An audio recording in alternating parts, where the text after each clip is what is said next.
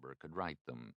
It was to be a message of insight for those who had sought meaning in life or the counsel of a learned friend in navigating life's journey. And it was also believed to be a manuscript that had inexplicably been lost. I had only learned of the manuscript after I had undertaken the move of the Durant archive to my home in Ontario, Canada. And then it had been as a result of several months poring over newspaper clippings, old essays, letters, audio recordings, decaying movie film, magazine articles, and cryptic jottings that became the fodder for certain volumes of the story of civilization. There were, of course, many delightful surprises during this period, chiefly the discovery of Dr. Durant's manuscript, Heroes of History, and the audio recordings that he created with his wife Ariel for that project, both written and recorded during his 93rd year. Evidently, Durant had still been working on the book in some capacity during this period, but then after happening upon the tantalizing fragments indicated above, there was nothing. No scrap of paper even indicating such a title, no evidence at all that such a manuscript ever existed. As the Durant archive had been well picked over by manuscript houses shortly after his passing, I knew that I hadn't seen absolutely everything he had written. I contacted his granddaughter, Monica Mile, about getting in touch with these archive houses to at least see what they had in inventory from the Durant papers. Some were cooperative, others would not return calls. And then I happened upon an archive house that indicated that they had sent the Durant estate copies of their collection, which included letters between Will and Ariel and a manuscript entitled Fallen Leaves. An extensive search of the Durant archive by both Monica and I, along with repeated attempts to obtain an additional copy from the archive house, or even a contact for the person who might have this treasure in his possession, proved fruitless. The manuscript house indicated that they had given the estate photocopies of what they had shortly after their purchase, and that was all they were prepared to do.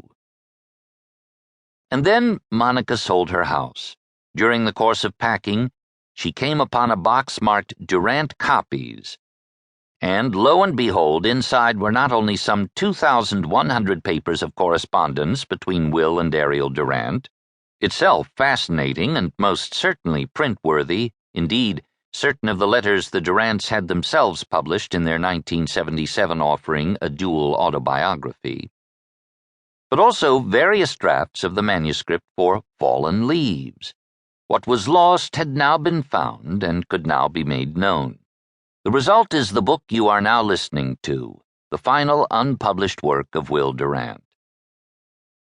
Fallen Leaves is perhaps Will Durant's most personal book, presenting Durant's personal opinions rather than those of others, such as statesmen and eminent philosophers, on the major problems of life, politics, religion, and society.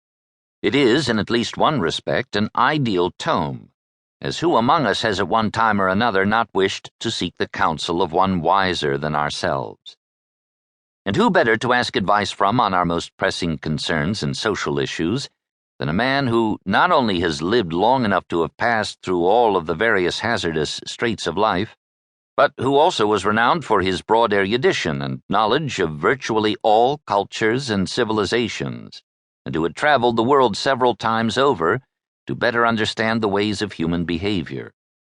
In Fallen Leaves, Durant's words are as insightful and revealing now as ever before, a joy to read, as his prose always is, and, unlike most philosophers who delight in obscurity, Durant's insights and recommendations are not only practical, but easy for lay people to comprehend.